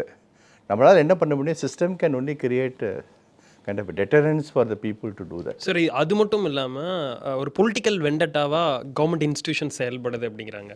Opposition மேலே one ride. Think I can tell யூங்க, என்னோட honest experience, I don't know whether இது வந்துங்க ஒரு ஆஃபீஸர் பண்ணுறப்பங்க அவரோட ரெப்புடேஷன் இஸ் அட் ஸ்டேக்குங்க. Nobody can do, no officer I haven't seen in my career, no officer can do a case if there is nothing there in it. ஒரே question நீ கேட்கலாம், நீ எனக்கு பண்ணீங்களா ஏன் நீ அவரை பண்ணலைன்னு. அது நாட் அன் இஷ்யூ. இப்போ ஒரு இதில் இப்போ 100 பேர் காப்பி அடிக்கிறாங்க, நீங்கள் பிடிச்சது 3 பேர் தானே, அவரும் காப்பி அடித்தா பிடிக்கலைங்கிறது வந்து அதுக்காக இந்த காப்பி அடிக்கிறது ஜஸ்டிஃபை பண்ண முடியாது. புரிஞ்சுதான், நம்ம சிஸ்டமில் பிடிச்சிட்டாங்கன்னு பிடிச்சவங்க எல்லாருமே தப்பு பண்ணுவாங்க. அது ரைட்டுங்கிறத பார்க்க முடியும். ஏன்னா இதெல்லாம் வந்து சிஸ்டம் ஒர்க் ஆகுது. சிஸ்டமில் வந்து ஒரு ஆஃபீஸர் நோட் போட்டு ஒரு கேஸ் எடுத்து போய் மேஜிஸ்ட்ரேட்டை போட்டு இல்லை வாரண்ட் இஷ்யூ பண்ணி அதை வந்து it is subject to scrutiny of the judiciary, இதெல்லாம் சும்மாலாம் பண்ண முடியாதுங்க. எங்களுக்கெல்லாம் சும்மா அப்படி போயிட்டுலாம் பண்ணுறதே முடியாது. அதை பொலிட்டிக்கல் வெண்டாட்டான்னு ஏன் சொல்லுவாங்கன்னா, நீங்கள் வந்து சூஸ் பண்ணுற ஆள் அந்த மாதிரி சூஸ் பண்ணுறீங்க, அப்படி சூஸ் பண்ணுறீங்கன்னு சொல்லுவாங்க. அதெல்லாம் பப்ளிக் பர்செப்ஷன். என்னோட எக்ஸ்பீரியன்ஸில் I never seen a kind of a case which is being done for political purpose. Sir, உங்ககிட்ட ஒரு கொஷின் சார். நீங்கள் ராமநாதபுரம் டிஸ்ட்ரிக்டோட கலெக்டராக இருந்திருக்கீங்க. ராமநாதபுரத்தை பொறுத்த வரைக்கும் caste violence prone area, religion violence prone area, அந்த மாதிரி இஷ்யூ எப்படி சார் டீல் பண்ணீங்க? இன்னும் ராமநாதபுரம் நான் ராமநாதபுரத்தில் எல்லா லெவல்லையும் ஒர்க் பண்ணியிருக்கேன். ட்ரெயினியாக இருந்தேன், சப் கலெக்டராக இருந்தேன், கலெக்டராக அன்டிவைடட் ராமநாடு கலெக்டராக இருந்தேன். பட் அங்கே வந்து காஸ்ட் ஃபீலிங் இருக்குது, பட் அதனால் ஒன்றும் மேஜராக இருக்குதுன்னு சொல்ல முடியாது. பக்கத்தில் திருநெல்வேலியிலே நான் இருந்தபோது திருநெல்வேலியில் தான் ஒரு ப்ராப்ளம் ஜாஸ்தி இருந்தது. ராமநாதபுரத்தில் அவ்வளோ இல்லை. Ramanad people basically I found that Thevar good people. So என்னை பொறுத்த வரைக்கும் I was very happy in Ramanathapuram and I found the people very good. So சில பேர் இருக்கலாம், ஐ மீன் சில இடங்களில், but generally there was no problem. நீங்கள் இங்கே ஆஃபீஸராக இருந்தப்போ கேஸ்ட் இஷ்யூவில் வந்ததே இல்லையா சார்? ரெண்டு கம்யூனிட்டிஸ்க்கு மத்தியில் கேஸ்ட் இஷ்யூ அந்த மாதிரிலாம் இது வந்தது இல்லையா? அது வரும், அப்பப்போ வரும், சின்ன சின்ன இஷ்யூஸ் வரும், பட் ரொம்ப மேஜராக ஒன்றும் வரல. அப்போ அந்த மீனாட்சிபுரத்தில் அந்த கன்வர்ஷன் இஷ்யூ வாஸ் தேர். அது வந்து not in Ramanathapuram, that was in Tirunelveli district. இறுதியாக ஒரே ஒரு கேள்வி அனைவருக்கு என்னென்னா சார், இப்போ யூபிஎஸ்சி ஆஸ்பிரன்ஸ் நிறைய பேர் வராங்க, வரவங்க ஒரு அட்டம் கொடுக்குறாங்க, அதுக்கப்புறம் ஒரு 2 அட்டம் கொடுக்குறாங்க, மனம் தளர்ந்து போயிடுறாங்க, வேறு தொழில் பார்த்துட்டு போயிடுறாங்க, வேறு ஏதாவது பண்ணிக்கலாம் அப்படின்னு போயிடுறாங்க. அவங்களுக்கு நீங்கள் கொடுக்கக்கூடிய மெசேஜ் என்னவாக இருக்கும்? பொதுவாக வளர்ந்து வரக்கூடிய யூபிஎஸ்சி ஆஸ்பிரன்ஸ்க்கு நீங்கள் கொடுக்கக்கூடிய ஒரு மெசேஜ், உங்கள் அட்வைஸ், உங்களுடைய கெரியர்லேருந்து, நீங்கள் அனுபவத்துலேருந்து நீங்கள் சொல்லலாம் சார். இது கூட வந்து கேண்டிடேட்ஸில் நிறைய பேர் 7-8 அட்டம் பண்ணவங்களா இருக்காங்க. So it's not that they give up after 2 attempt. Be confident, அவ்வளோதான். Vivekananda's message which displayed every awake arise, stop not till the goal is reach. That's the only message which anybody can have. இங்கே நம்பிக்கை இழக்காமல் நீங்கள் வந்து சின்சியராக work பண்ணுங்கள், அவ்வளோதான். That is the message that I would like to give. Sir, you have to work very hard, but you have to work very focused manner. அதாவது தமிழ்நாட்டிலேருந்து நிறைய பேர் வரணுங்க, அதான் என்னோட ஒரு ஆசை, ஒரு ஆவலை தான். நமக்கு இந்த மாதிரி ஒரு எஜுகேஷனில் வந்து நம்ம வி ஆர் லீடிங் இன் இந்தியாவில். அந்த மாதிரி நிறைய பொட்டென்ஷியல் கேண்டிடேட் தமிழ்நாட்டில் இருக்காங்க. இது சிவில் சர்வீஸ் எக்ஸாம்ங்கிறது வந்து இட் இஸ் நாட் ஒரு 1 year 2 year கிடையாது. They need to keep some long term ஃபோக்கஸுங்க. அதனால் கட்டாயம் நிறைய பேர் வந்து இந்த ஒரு இன்டர்வியூ வரைக்கும் போகிறாங்க, 2 தடவை வந்துட்டு வரலன்னு சொல்லிட்டு போகிறாங்க. சில சமயத்தில் 3ஆவது தடவை எல்லாமே பாஸ் பண்ணியிருக்காங்க. சில பேர் ப்ரிலிமினரியே 2 தடவை ஃபெயில் ஆகி 3ஆவது தடவை ப்ரிலிமினரி மெயின் இன்டர்வியூ ஃபுல்லாக சக்ஸஸ் ஆகிருக்கு. ஸோ அதனால் you should not give up. நீங்கள் கிவிங் அப் ஸ்டேஜில் தான் you should know that I think you are some mark closer to the சக்ஸஸ்ங்கிற மாதிரி நினச்சிக்கணும். அதனால் இது வந்து இட்ஸ் அ பிக் திங். ஆக்சுவலாக இந்தியாவிலேயே இருக்கிற நம்பர் 1 எக்ஸாமினேஷன் இது. அதனால் வந்து இதை நீங்கள் ஆரம்பிச்சிட்டாங்கன்னா I don't think there is any question of going back on this. இது 3 வருஷம் ஆனாலும் சரி, 5 வருஷம் ஆனாலும் சரி. ஏன்னா இப்போல்லாம் உங்களுக்கு லக்ஸரி இருக்குது. முன்ன மாதிரி வந்து உடனே வேலைக்கு போகணும், சம்பாதிக்கணுங்கிற மாதிரி ஒரு இது கிடையாதுன்னா, ஒரு 5 வருஷம் நான் இதில் வந்து உட்காந்து படிக்கலாம், படித்து இதில் நான் கட்டாயம் நான் சக்ஸஸ் ஆகி தான் வருவேன் அப்படின்னு நினச்சாங்கன்னா திஸ் இஸ் த பெஸ்ட் ஆப்பர்ச்சுனிட்டிங்க. இதில் கிடைக்கிற வந்து இது வந்து வேறு எதுலேயும் கிடைக்காது. It is worth foregoing even 4 to 5 years of your life for the purpose of getting into civil service. I would rather say I haven't seen a person that was very focused who hasn't got it. Maybe he didn't get it in the first attempt, he got it in the 5th attempt or 6th attempt. Nowadays there are multiple attempts are there, your age is also there. So you can even go up to beyond that if you have a capacity to hold on. I would rather say this is a mission that you want to accomplish to serve the people at large. You must. One must start early. அதுக்கு அதாவது நீங்கள் preferably school ஸ்டேஜ்லேருந்தே உங்களுக்கு வந்து அந்த மாதிரி ஒரு motivation இருக்கணும். College வந்த பிறகு ரெகுலராக நியூஸ் பேப்பர் படிக்கிறது, keep track of current events, எல்லாம் அப்டேட்டாக இருக்கணும். கரண்ட் ஈவெண்ட்ஸ் தான் முக்கியம் ரொம்ப, because lot of importance is given to current events. So அதை நீங்கள் வந்து தரவாக ப்ரிப்பேர் பண்ணிங்கனாக்கா it is not difficult at all. அதாவது சுருக்கமாக சொல்லணும்னா, செய்வன திருந்த செய், மனம் தளராதே, இது மட்டும் போதும். அதாவது இது வந்து ரொம்பவும் சுருக்கமாக சொல்லக்கூடியது. ஒரு குட்டி கதை சொல்லணுன்னாக்கா அந்த வேதாளம் விக்ரமாதித்தன் இல்லையா, எதிலும் மனம் தளராத விக்ரமாதித்தன் மறுபடியும் மரமேறி, அது மாதிரி ஒரு எண்ணம் வந்ததுன்னா வெற்றி நிச்சயம். That was wonderful session. Time போனதே நமக்கு தெரியல சார். நேரில் வந்து இவ்வளோ கருத்துக்களை பேசியமைக்கு நன்றி. யங்ஸ்டர்ஸ்க்குலாம் ஒரு இன்ஸ்பிரேஷனாக இருக்குன்னு நினைக்கிறேன். Thank you so much sir. Thank you. நன்றி. Thank you for giving opportunity. உலக தமிழ் சொந்தங்களுக்கு வணக்கம். நான் ராஜவேல் நாகராஜன். பேசு தமிழா பேசு வலையொலியுடைய வளர்ச்சிக்கு நீங்களும் உறுதுணையாக இருக்கணும்னு நினச்சிங்கன்னா இந்த வீடியோடைய டிஸ்கிரிப்ஷனில் இருக்கக்கூடிய ரேசர் பே லிங்கை கிளிக் பண்ணுங்கள். அந்த லிங்க்கில் போயிட்டு உங்களுக்கு விருப்பமான தொகையை பேசு தமிழா பேசுவனுடைய வளர்ச்சிக்கு உங்களுடைய பங்களிப்பாக நீங்கள் கொடுக்கலாம். நன்றி, வணக்கம்.